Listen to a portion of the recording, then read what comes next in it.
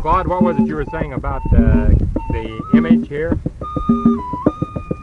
What do you mean, the national image? I mean, how it, our foreign policy? Well, I was just, no sense in going over that again. It just looks bad to the people in Vietnam and everywhere else who say, well, who are these guys over here shooting my brothers? And they're mistreating their own over there, you know, and they haven't given them their rights. You mentioned a relief check is taking away pride, and we have a young lady here that I'd like to talk to, and I'd like to get your name here. Stella Brown. And what? And I are separated, but I don't appreciate the relief check. And one thing about the social workers, they don't try to help them. As long as they are satisfied that you don't have a man living in your house, that's all they want to know. They just keep giving you the relief check. They just keep giving it to you. They don't try to push you into doing anything. You know, they'll say, well, go out and get a job. Where you going to get a job? Where you going to get one? That's the big problem. It's no work. These people don't need these checks. They need it to a certain extent, but they need work. They need something that they can do. Some, you know, like independent. Okay, like most broken homes out in Watts. Okay, most families, they do have a TV. It might be raggedy, but the kids, they see their on TV programs. They see the white man. He's taking his son boating. They're fishing. They're talking. They're having fun. But the kids out here, they don't have anything to look forward to. They don't have any of that. And it's just like as if you're down in the bottom of something, and everybody's on top of you, and it's like, I feel like this, okay, if you're going to leave us like this, and you're not going to try to help us do no better, well, why come out here and make your buses on us, just because you're a police and you know you got to bust somebody?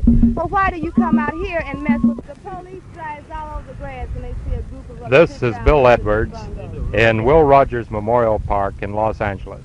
We have heard some of the many, many reasons behind the recent disturbances in the Watts area. As has been pointed out here time and time again, rebuilding Watts alone is not enough. If the same conditions exist, the same thing or worse is bound to happen in the future. The time has come for down-to-earth communication between the races, a time of understanding, a time of realizing the individual's need for self-respect. After an individual can identify with a family, he can identify with a community. Having identified with a community, he can identify with a state, and from there to a country. Perhaps the answers will be long and tedious. Perhaps we won't see it in our lifetime. Perhaps only in the lifetime of our children.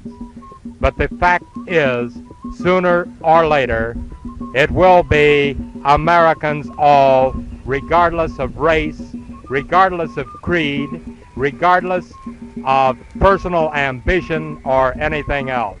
Until that time, disorder will be the order of the day. Bill Edwards, ABC, Los Angeles. That was beautiful. You deserve a blue ribbon. That was beautiful. And as glad as that, I wanted to get it. I mean, Hey, Johnny, give me a play on my uniform. but the time will come, I think, as Martin Luther King said 10 years ago, the time's coming when I can walk down the street with a black man or a black woman and a white woman can walk down the street.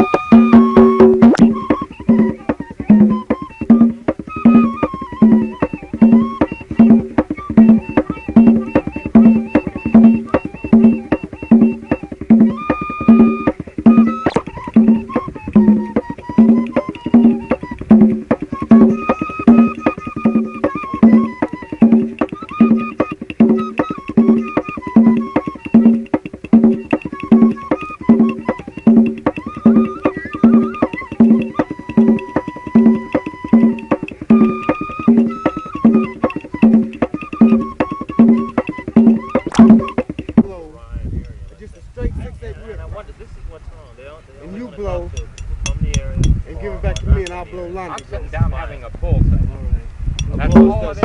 I'm not going to direct this thing any more than I have to. What's happening in Afghanistan. Drum music.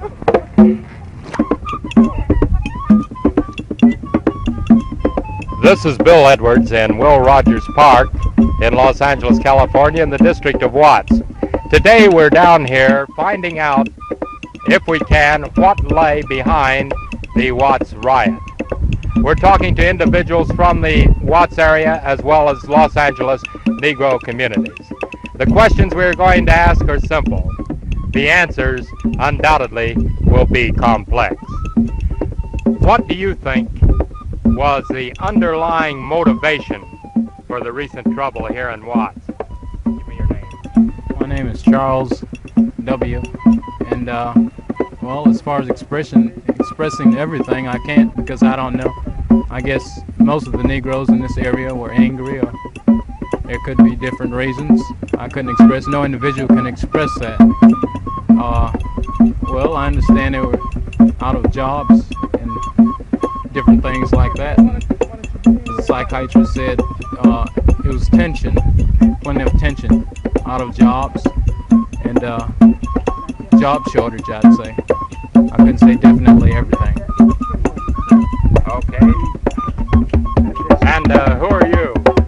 Kearney Whitaker. What do you think was the main reason behind all this? Well, see, I didn't go into it as far as most people did, but they tell me that it was over a junk man. You know, they kicked the junk man, his mother and his mother. Do you think that would have caused all this trouble? Don't you think there was No. something behind it? Maybe so. Like what? Well, you Were see, people hungry? Were people out of yes, work? they were. They were hungry.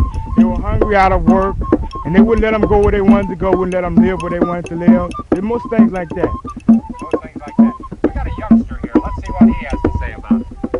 Who are you? I'm Daryl, and I think that they had something behind this about kicking the man and all this.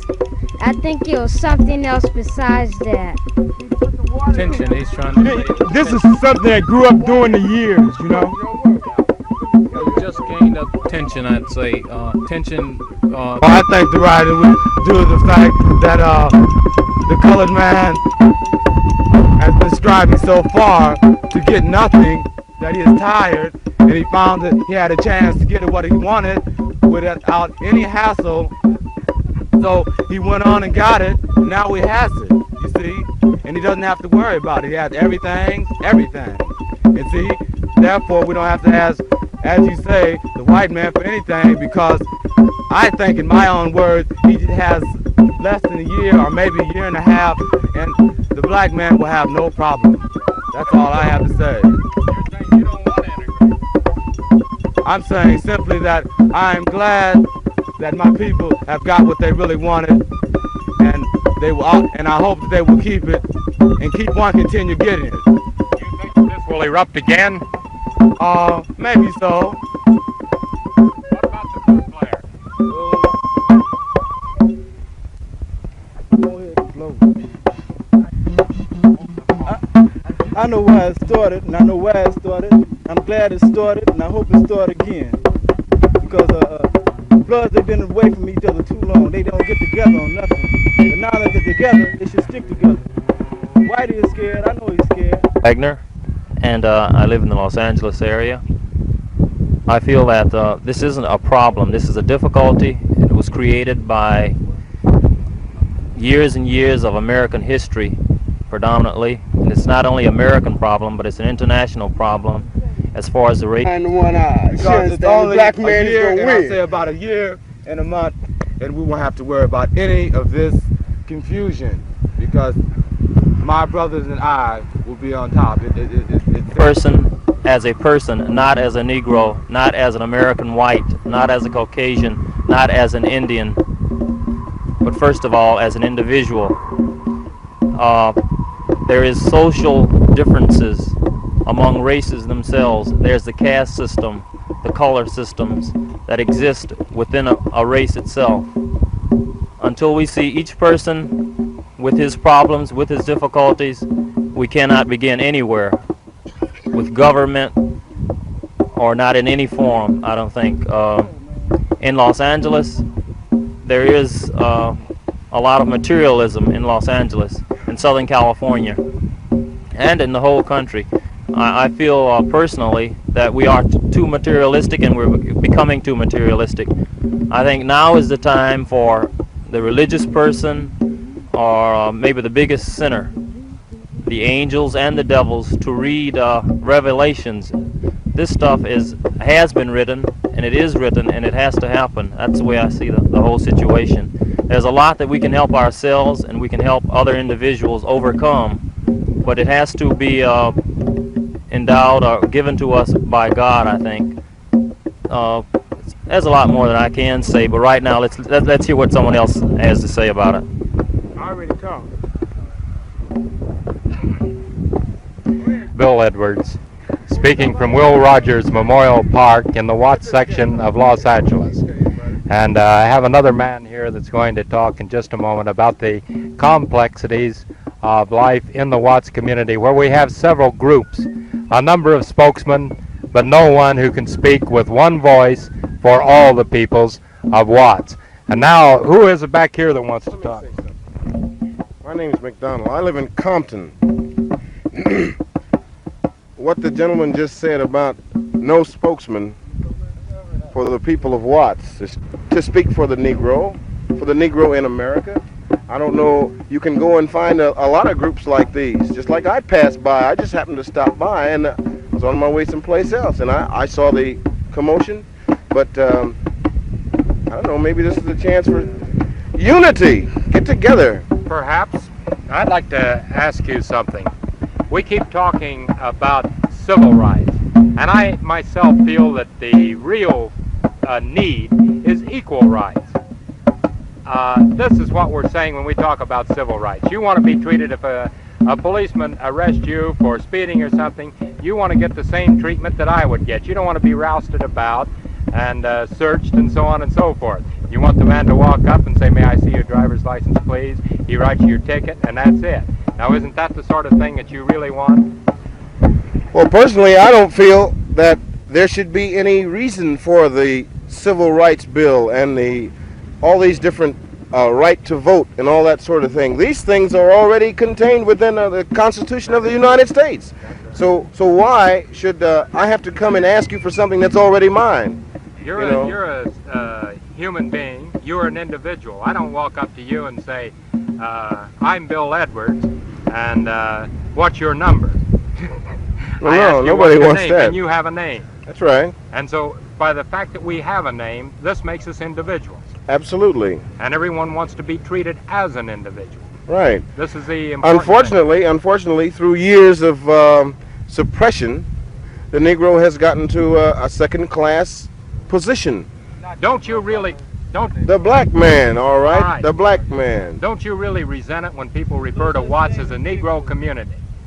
Why can't we just say the Watts area of Los Angeles? Well, I personally don't resent it because It's America. why not Los Angeles? Because we speak of we speak of the Baldwin Park area, we speak of the Glassell Park area. What's the sense in that? Well, because it's individual communities, and Los Angeles itself, I think, is too big to identify with. We have to identify with small groups. Why don't you call it the Mexican part, Mexican Watts, something? Colored Watts and Mexican Watts, black Watts and Mexican Watts, or something like that. There are plenty of Mexican people living here. But we're all Americans. This will continue to happen. See, now What is happening today is what happened many years ago in the covered wagon day, when the Indian were degraded and beat and so forth and so on, treated as a dog. They started burning up things, covered wagons, started burning up covered wagons and burning up, we'll say, the white man's property and stealing his cows and so forth and so on. This is the same thing that's taking place to get someone off of your back, you know, to say, so to speak, to get someone off your back, to show that we can do much more than you can do, in other words, so to speak of, you understand? all right, now you want a chance to prove it. No, well, that's true. That's true. We want to do that, and we are trying to do that. But the white man is holding us back. Why? You tell me. I'd like to know myself. Well, give me examples. I'd like to know myself. How's the white man holding I'll tell you, tell me. Lay it well, on. The white man got all the money. He made money what it is. He made money worth all this. The money ain't nothing. White man rules Congress. And he know that you got to come to him to get the money. So it's his. And when you get it, he gonna take it right back away from you. So whatever you get off. Well, look at the many thousands of Negroes that live in Los Angeles. You know, you can't never progress And done. we just this year got a Negro on the Los Angeles City School Board. Yeah. To me, this has been ridiculous all along. Why didn't people turn out and vote before? Turn out and vote for who? You had enough people to vote. Now They do, and they exercise this All right, this right you to got vote. a Negro on. We got one And on. you feel good. But Negroes just didn't get him on. No, that's true. The white community voted for him. Right. That's right. Right. They were voting for a man. But why not before? Why? Why did you quit? Because I was tired of learning about nothing but the white man. You don't learn about nothing but George Washington and shit. We don't even learn about Bill and Will Rogers Memorial Park in Los Angeles. We're talking to Claude McDonald here. Claude, you said something. This is Bill Edwards in Will Rogers Memorial Park.